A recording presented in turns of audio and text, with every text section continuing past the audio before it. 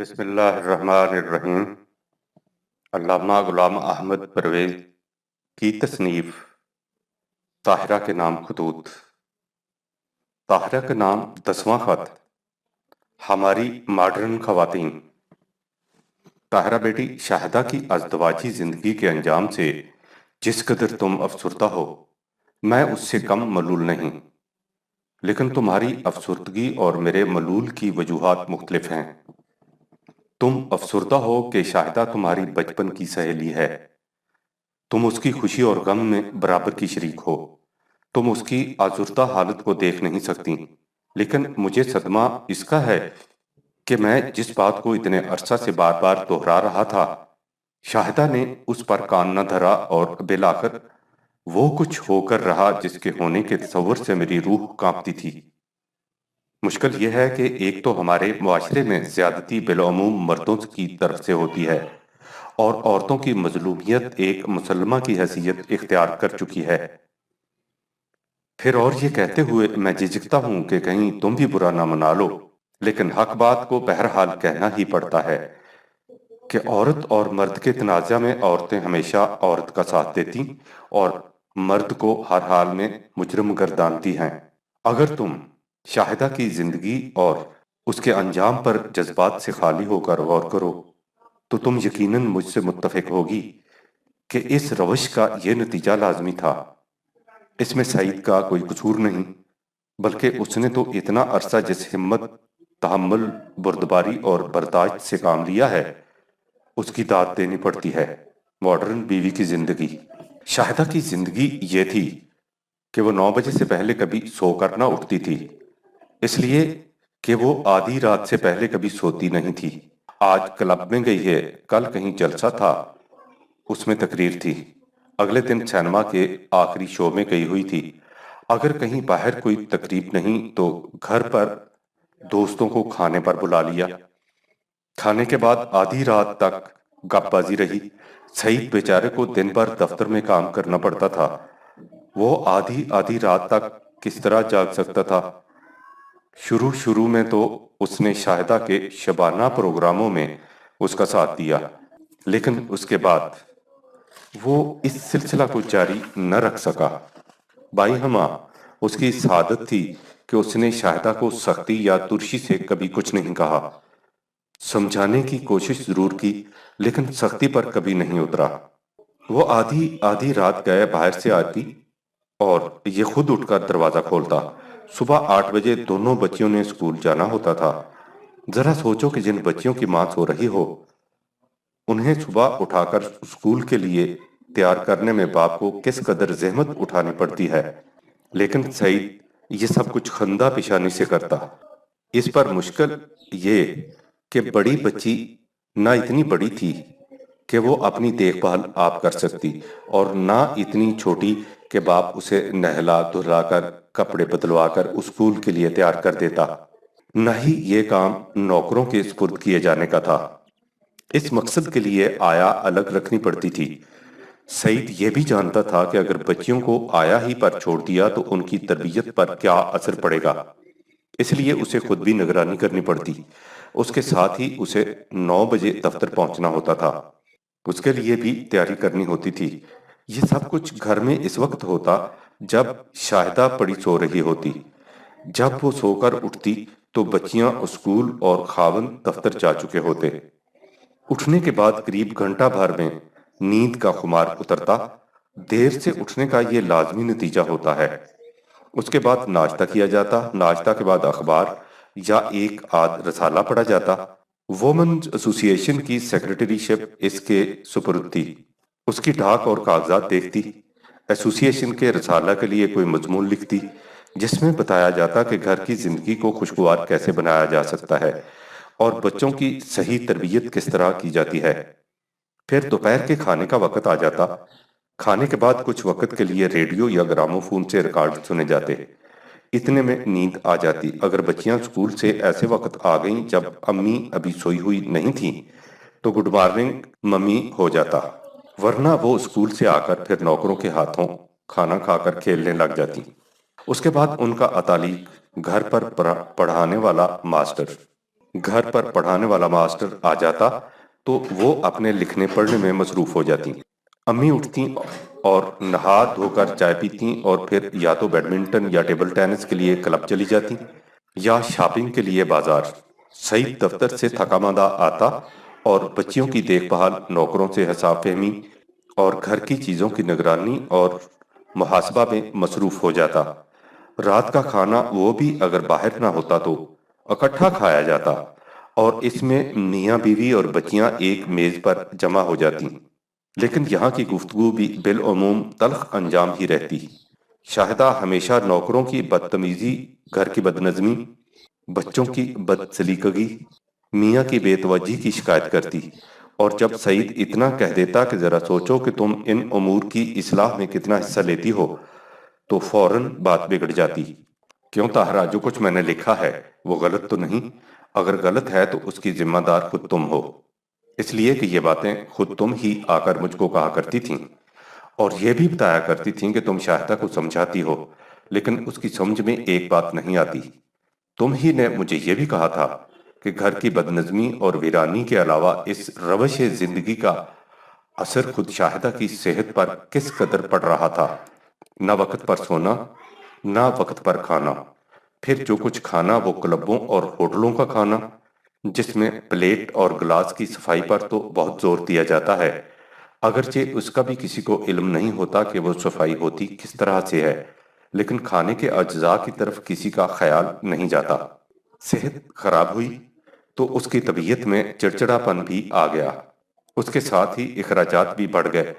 پہلے تو نوکروں کی وجہ سے گھر کا خرچ بہت زیادہ اٹھ رہا تھا، اور نوکر زیادہ اس لیے رکھنے پڑتے تھے کہ شاہدہ کو اپنی سوشل تقریبات اور ایسوسی ایشن کے دھندوں سے فرصت نہیں ملتی تھی جو گھر کی طرف دھیان دے سکے۔ اب ڈاکٹروں کی فیس اور ڈرائیوروں کے بل نے رہی سہی کسر نکال دی۔ آمدنی تو لے دے کے سعید کی تنخواہ ہی تھی، وہ اتنے بڑھتے ہوئے اخراجات کی کفالت کس طرح کرتی؟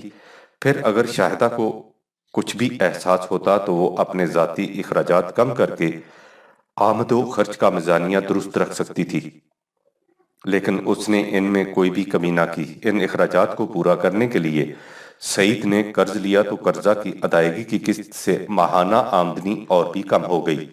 اس پر شاہدہ کا تقاضا تھا کہ وہ ایسوسی ایشن کی سیکرٹری کی حیثیت سے آل ورلڈ وومن کانفرنس میں شرکت کے لیے نیو یارک ضرور جائے گی۔ کیوں؟ وہاں انسانیت کی فلاح و بہبود کے لیے بالعموم اور عورتوں کے حقوق و واجبات کے سلسلے میں بالخصوص مذاکرات ہوں گے۔ ایسوسی ایشن کے پاس روپیہ نہیں تھا، اس لیے اس نے خود ہی وہاں یہ ریزرویشن بھی پاس کرا دیا کہ ہر نمائندہ اپنا خرچ خود ادا کرے۔ سعید کے لیے اتنی بڑی رقم کا مہیا کرنا ناممکن تھا۔ سعید کے پاس جو کچھ تھا وہ شاہدہ سے چھپا ڈھکا نہیں تھا، وہ اس کی آمد و خرچ کی پائی پائی سے واقف تھی۔ سعید نے اس سے کبھی کوئی راز نہیں رکھا تھا۔ تم نے طاہرہ خود کئی بار مجھ سے کہا تھا کہ سعید بھائی جان فی الواقع سعید ہیں۔ اس پر شاہدہ کا بگڑ کر باپ کے گھر چلے جانا اور بچوں کو بھی ساتھ لے جانا اور پھر عدالت میں علیحدگی کی درخواست دے دینا، تم بیٹی خود ہی بتاؤ کس حد تک روا اور مناسب تھا۔ یہ ٹھیک ہے کہ مرد ہوتے ہی ظالم ہیں، لیکن تم ہی سوچو کہ اس قصے میں کیا سعید فی الواقع ظالم تھا؟ عورتیں بیچاری بے حد مظلوم ہوتی ہیں، لیکن ذرا خدا لگتی کہو کہ شاہدہ پر واقعی ظلم ہو رہا تھا۔ یہ قصہ سعید اور شاہدہ ہی کا نہیں، یہ قصہ سعید اور شاہدہ ہی کا نہیں، یہ ہمارے نئے معاشرہ کا معمول بن رہا ہے۔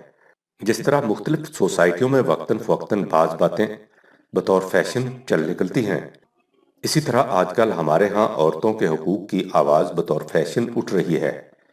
میرا خیال ہے کہ میرے ان الفاظ سے کم از کم تم کسی غلط فہمی میں مبتلا نہیں ہو جاؤ گی، اس لیے کہ تم تو اچھی طرح جانتی ہو کہ میں عورتوں کی مظلومیت کا کتنا گہرا نوحہ خواں ہوں، کتنا گہرا نوحہ خواں اور ان کے حقوق کا کتنا بڑا مؤید ہوں، اور ہوں کیوں کہوں جب خود قرآن عورتوں کے حقوق کا ایسا زبردست وکیل ہے۔ عورت کی ذمہ داریاں، میں جو کچھ کہنا چاہتا ہوں وہ صرف یہ ہے کہ ہر حق اپنے مقابلہ میں ایک ذمہ داری بھی رکھتا ہے۔ ہماری خواتین جن میں آج کل حقوق نسواں کا فیشن چل رہا ہے، حقوق کے لیے تو اتنے بڑے تقاضے کر رہی ہیں، لیکن ذمہ داری کا ایک لفظ بھی ان کی زبان پر نہیں آتا۔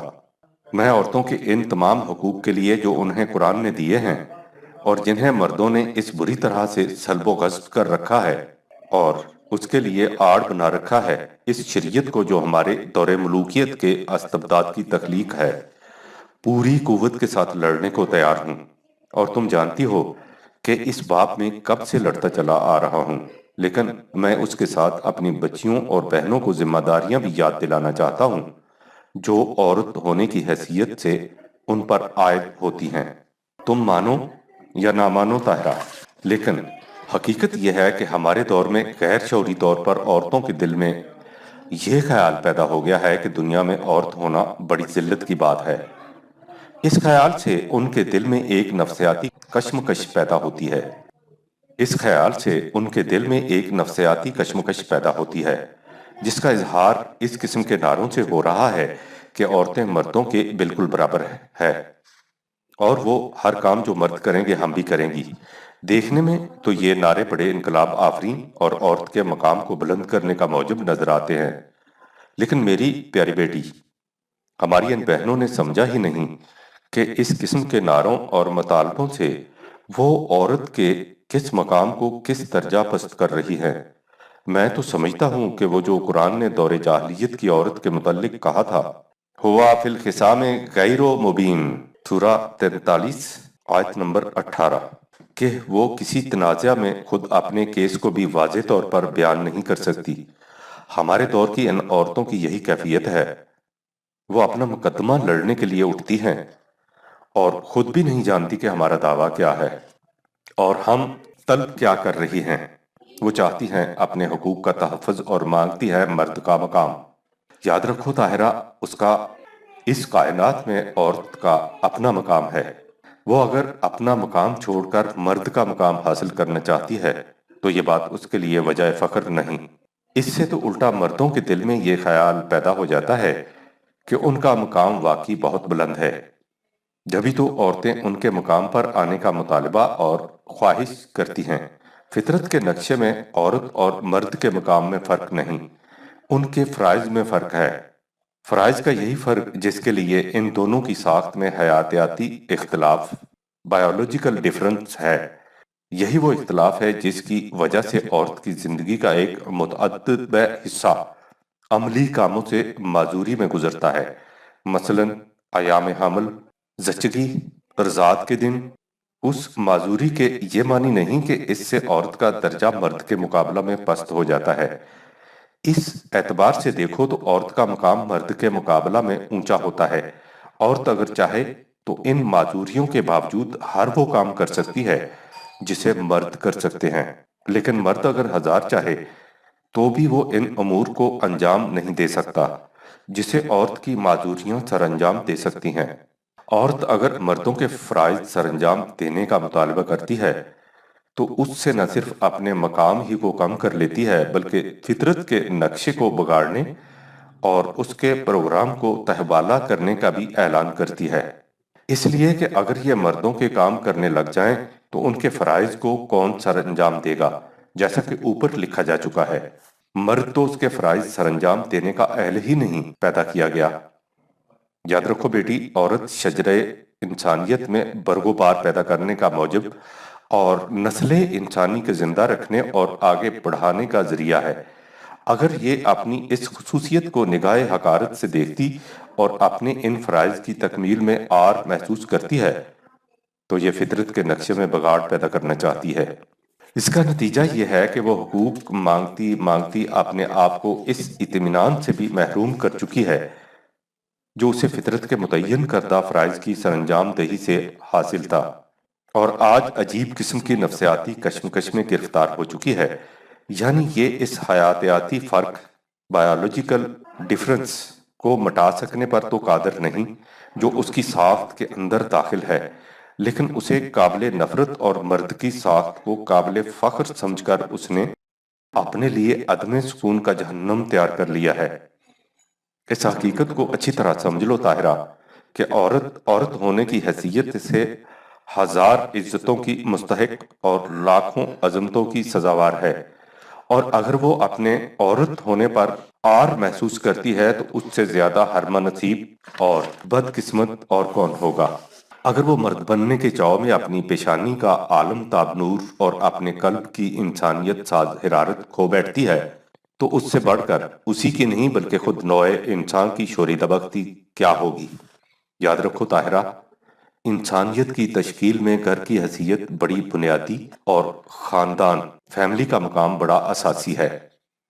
جو معاشرہ اس اساس و بنیاد کو قائم نہیں رکھتا، جیسا کہ آج کل یورپ میں بالعموم اور روس میں بالخصوص ہو رہا ہے، وہ آنے والی نسلوں کو آوارہ اور بے مرکز بناتا ہے۔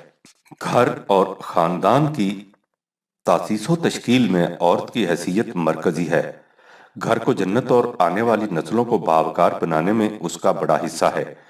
اگر عورت اپنے اس اہم اور قابل فخر فریضہ کو چھوڑ کر مردوں کے فرائض سنبھالنے کی کوشش کرتی ہے تو وہ نہ صرف اپنے آپ کو بلکہ معاشرہ اور انسانیت پر ظلم کرتی ہے۔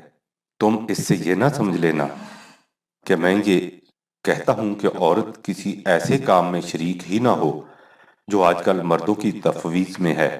میرے کہنے کا مطلب یہ ہے کہ عورت کے لیے ضروری ہے کہ وہ سب سے پہلے اپنے اولین فرائض کو سر انجام دے، اور جب ادھر سے اطمینان ہو جائے تو پھر بے شک مردوں کے دوش بدوش جہاد زندگی کے دوسرے شعبوں میں بھی شریک ہو۔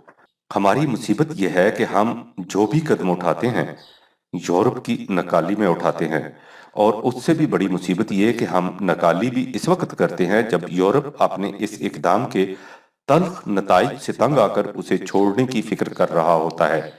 یورپ میں عورتوں نے مردوں کے خلاف اعلان بغاوت کیا اور اپنی حقوق طلبی کے لیے مظاہرے شروع کیے۔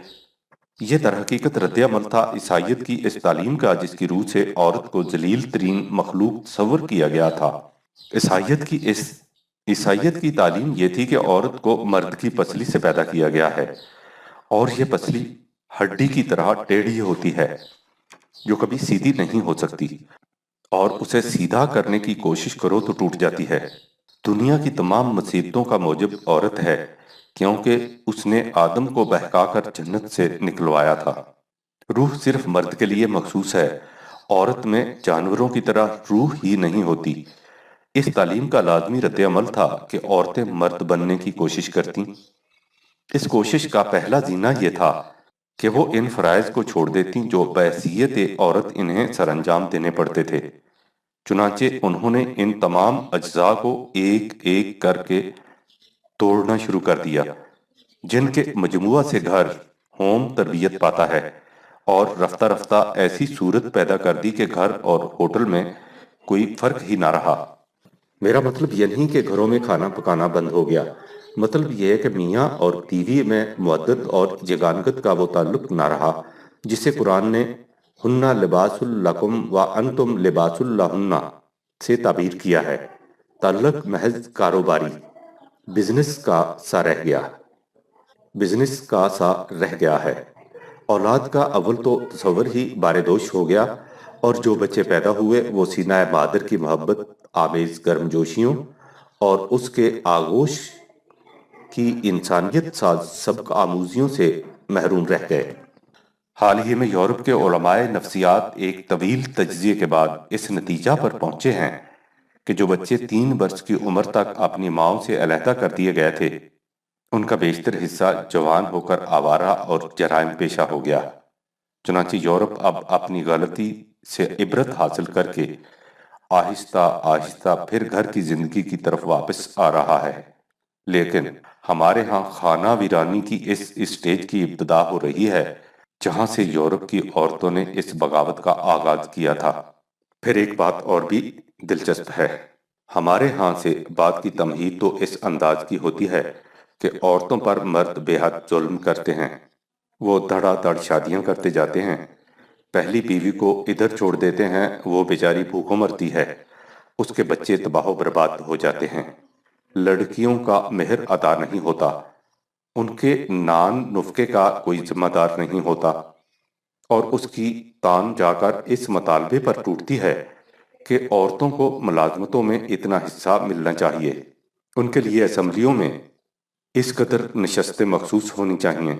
ظاہر ہے کہ جن عورتوں پر ظلم و ستم ہو رہا ہے ان میں کوئی بھی اس قابل نہ ہوگی کہ وہ دفتروں میں ملازمت حاصل کر سکے یا اسمبلی کی ممبر بن سکے، اور جو ملازمتیں حاصل کر سکیں گی یا اسمبلیوں میں جائیں گی ان میں بمشکل کوئی ایسی ہوگی جو مظلوم اور مصیبت زدہ ہو۔ ان کے اسمبلیوں میں جانے سے ان مظلوموں کی حالت کبھی نہیں سدھر سکے گی۔ تم جانتی ہو کہ میں عورتوں کے اسمبلیوں میں جانے کے خلاف نہیں ہوں، لیکن جو عورت اپنے طبقہ کے حقوق کی محافظت کے لیے آگے بڑھے، خواہ وہ لیڈروں کا میدان ہو یا اسمبلی کا ایوان، اس کے متعلق سب سے پہلے یہ دیکھنا چاہیے کہ اس نے اپنے گھر کی حالت سدھارنے اور سنوارنے کے لیے کیا کچھ کیا ہے، اپنے میاں کے ساتھ اس کے تعلقات کیسے ہیں، وہ اولاد کی پرورش اور تعلیم و تربیت کے لیے کتنا وقت دیتی ہے، اس نے عورتوں کے غریب اور مظلوم طبقہ کے اندر کتنا وقت گزارا ہے اور ان کے مصائب کے حل کے لیے عملاً کیا کچھ کیا ہے۔ پھر سن لو کہ دیکھنا یہ ہوگا کہ اس نے اس مقصد کے لیے عملاً کچھ کیا ہے۔ اس لیے کہ ہمارے ہاں لیڈروں اور نمائندوں کا کام تقریریں کرنے، بیانات دینے اور ریزولوشن پاس کرنے کی حد سے آگے کبھی نہیں بڑھتا۔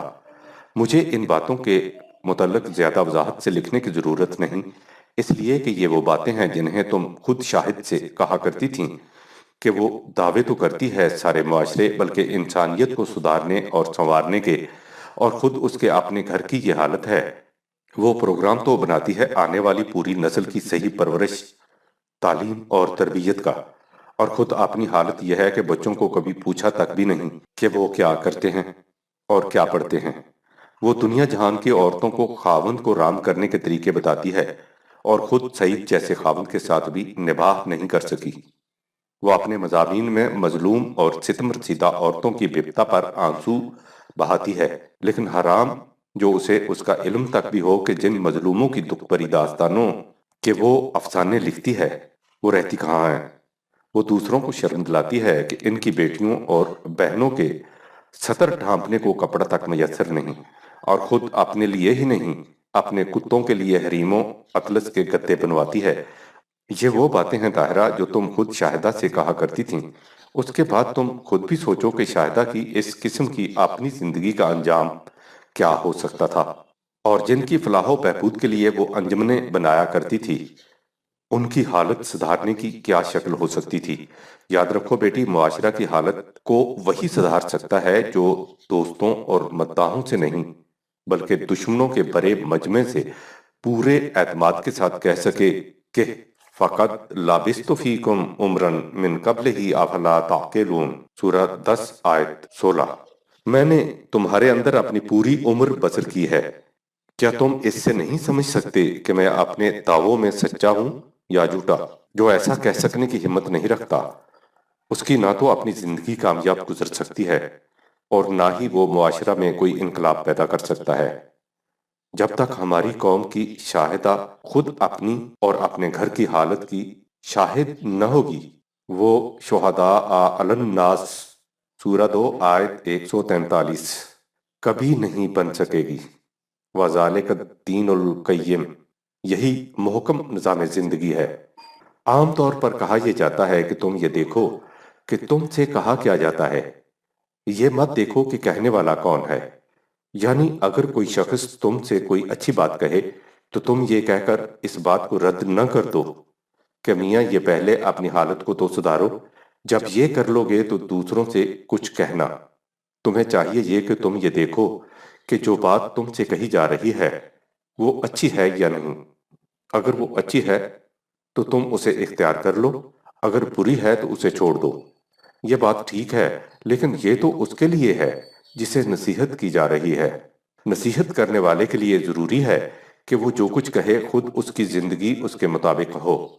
اگر اس کی زندگی اس کے مطابق نہیں ہوگی تو اس کی بات کا اثر دوسروں پر نہیں ہوگا۔ عملی مثال ہمیشہ زبانی بات سے زیادہ کامیاب ہوتی ہے۔ جن ریفارمرز کے اقوال اور عملی زندگی میں تضاد ہوتا ہے وہ کبھی قوم کی اصلاح نہیں کر سکتے۔ یہ وجہ ہے کہ ہماری خواتین کی معاشرتی اصلاح کی انجمنیں، ہماری وومنز ایسوسی ایشن خاطر خواہ نتائج نہیں پیدا کرتی۔ ان میں جو ہماری بہنیں دوسروں کی اصلاح کا ذمہ لے کر اٹھتی ہیں، خود ان کی اپنی زندگی ہزار اصلاح کی محتاج ہوتی ہے۔ اگر یہ پہلے اپنے گھروں کی حالت سنوار لیں اور اس کے بعد ریفارمز، اصلاحات کے لیے نکلیں، تو تم دیکھو گی کہ ان کی کوششیں کس قدر پار آور ہوتی ہیں۔ لیکن اگر یہ چاہیں کہ گھر کی حالت تو شاہدہ کہ گھر کسی ہو اور قوم کا گھرانہ سدھر جائے، تو یہ اپنے آپ کو اور اپنے ساتھ دوسروں کو دھوکہ دینے سے زیادہ کچھ نہیں۔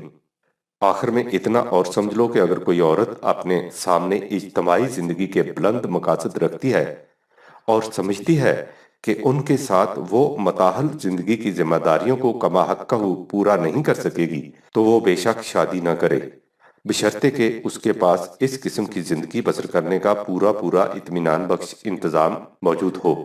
لیکن اگر وہ شادی کرتی ہے تو پھر اس کے لیے ضروری ہے کہ ان ذمہ داریوں کو مقدم سمجھے۔ والسلام، پرویز۔